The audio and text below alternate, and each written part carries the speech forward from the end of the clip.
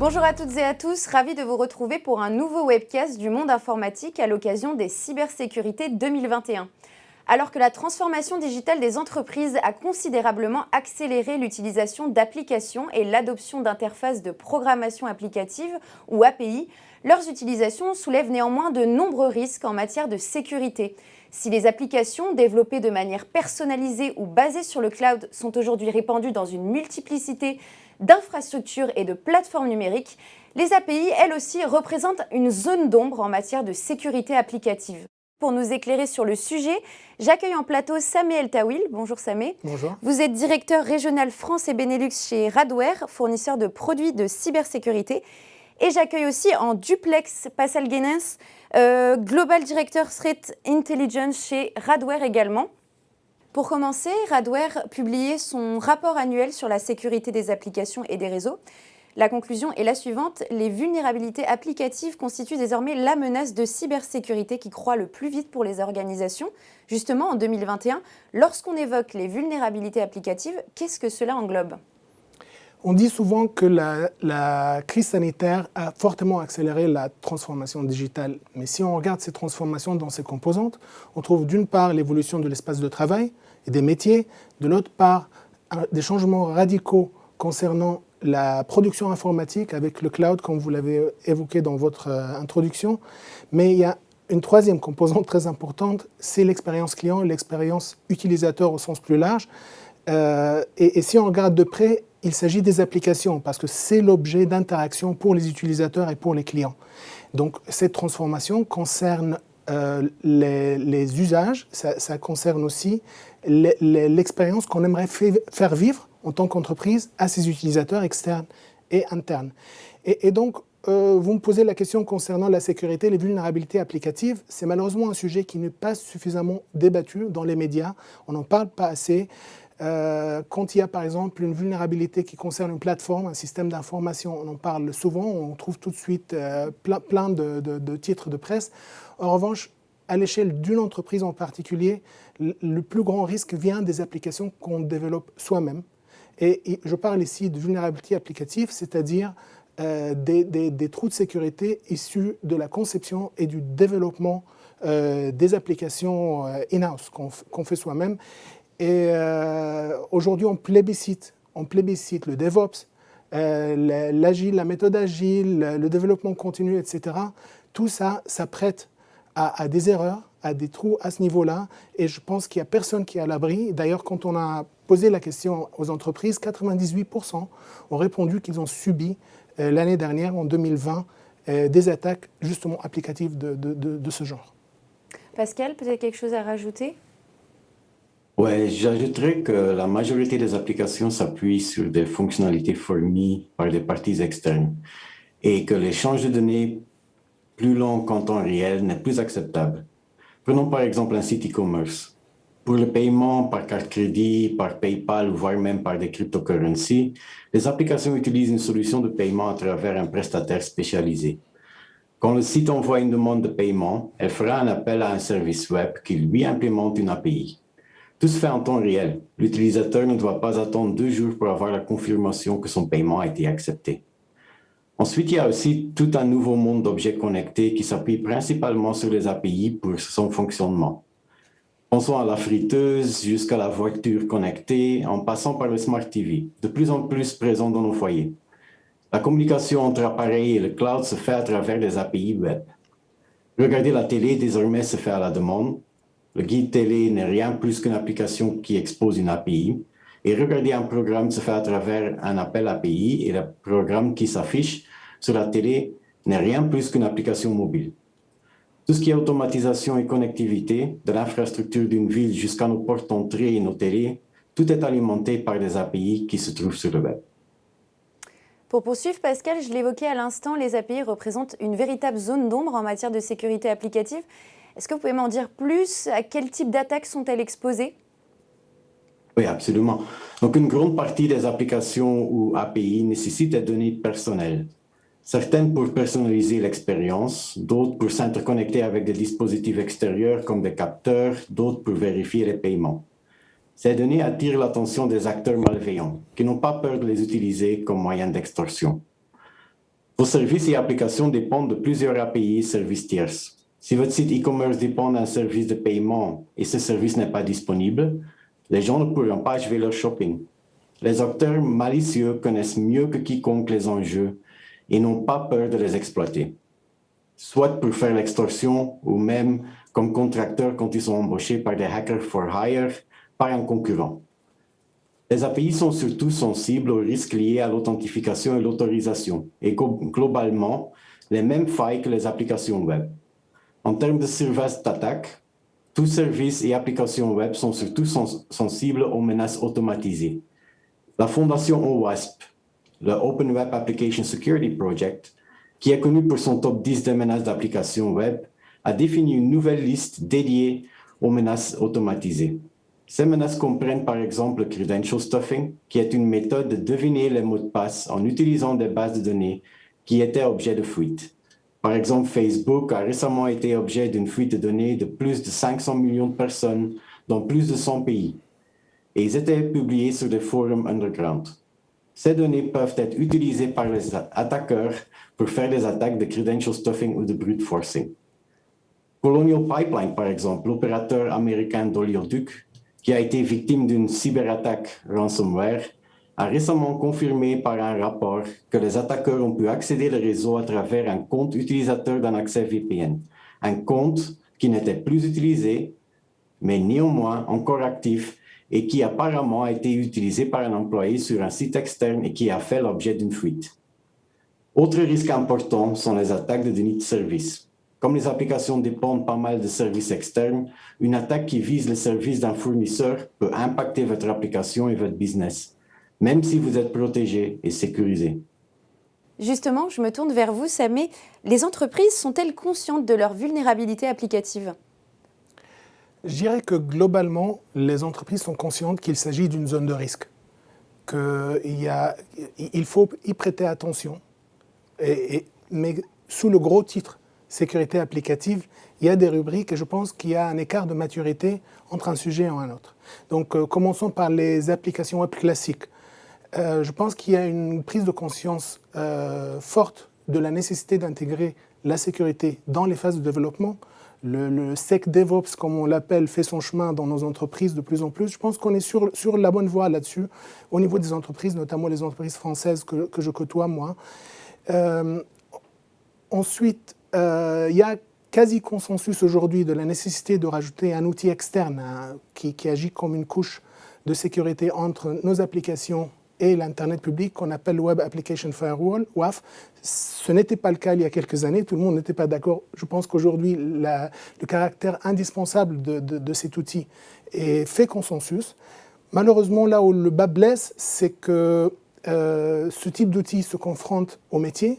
Il faut adapter le paramétrage et la mise en place de cet outil LOAF aux différents métiers. Les besoins d'un banquier ne sont pas les mêmes d'un commerce en ligne, d'une entreprise de distribution d'énergie, d'un logisticien, etc. Et on se trouve devant des arbitrages dans lesquels il y a la sécurité d'un côté, de l'autre côté, il y a agilité, performance, exploitabilité.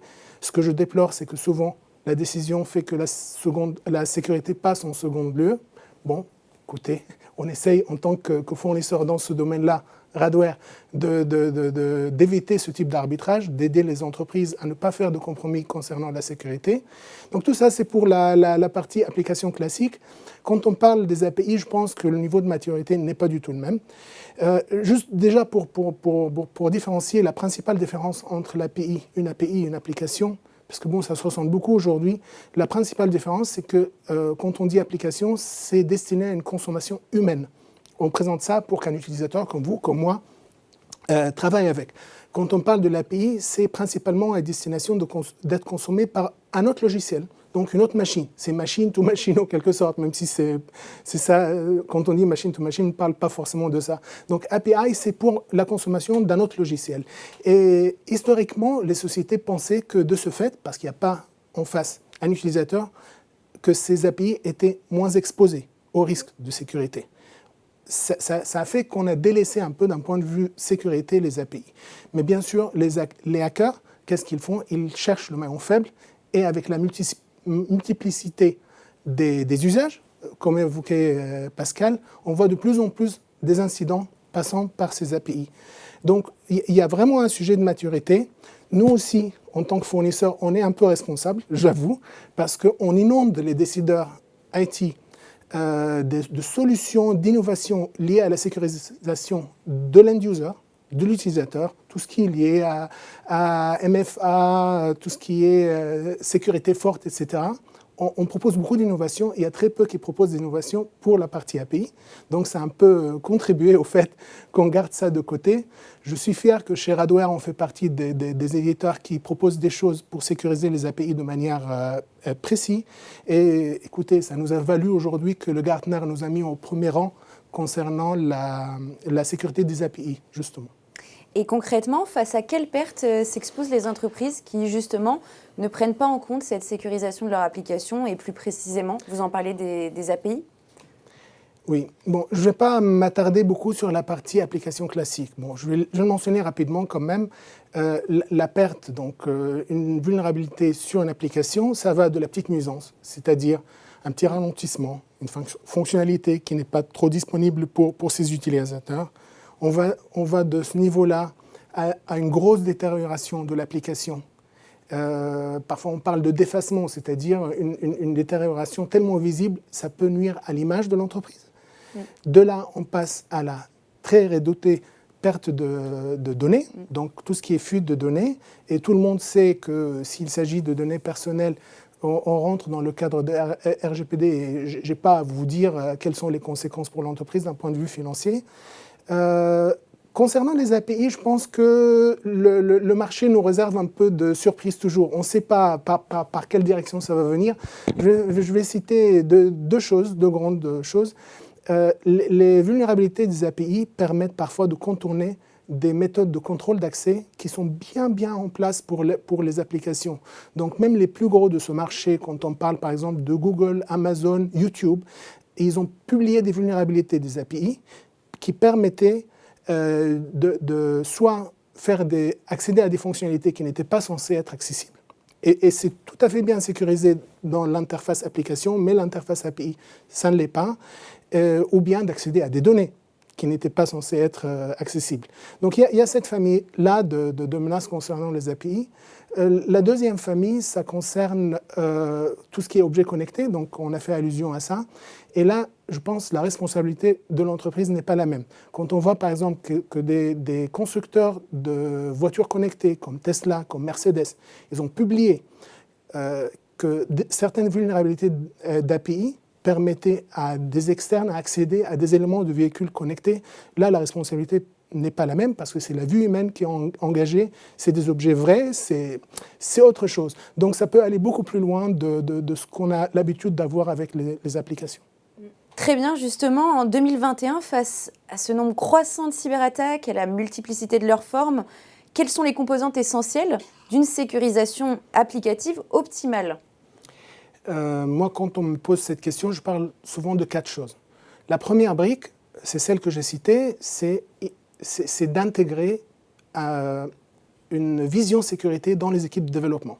C'est indispensable. Et j'ai bien dit qu'on est sur le bon chemin là-dessus. Donc le SecDevOps fait son chemin dans nos entreprises. Donc ça, ce sera la première brique.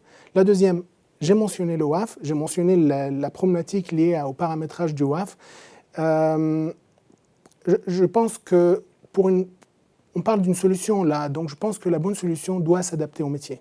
C'est ça le plus important. Et c'est pour ça, par exemple, que chez Radware, on est éditeur de WAF, mais on est aussi fournisseur de solutions cloud WAF, donc des solutions managées. On ne propose pas des solutions sans accompagnement. On ne propose pas de WAF en self-service, par exemple. Pourquoi ? Parce que si l'objectif est de ne pas faire des compromis concernant la sécurité, il faut l'aide de nos experts aux côtés des entreprises pour justement cette fameuse adaptation et pour aider dans les arbitrages, que ce soit au départ ou pendant la phase d'exploitation. Donc on a dit hygiène de développement, on a dit WAF. Il y a un troisième sujet qui est très important, parfois pas très bien connu. Pascal a fait référence au référentiel OWASP. Donc, d'une part, on a les attaques sur les applications. D'une autre part, on a toute une famille des attaques qu'on appelle les attaques automatisées. et les attaques automatisées sont menées par des bots. Et de notre expérience, il faut des modules de solutions particuliers pour répondre à ces attaques. Un WAF classique ne suffit pas. Radware a fait le choix d'une acquisition il y a quelques années d'une entreprise qui justement possède une technologie d'intelligence artificielle de la variante Deep Learning, parce que sans quoi il est impossible de faire la bonne classification des bots pour savoir qu'est-ce qui est vraiment dangereux ou pas. Donc, troisième composante. Quatrième composante, l'API. Je reviens à l'API.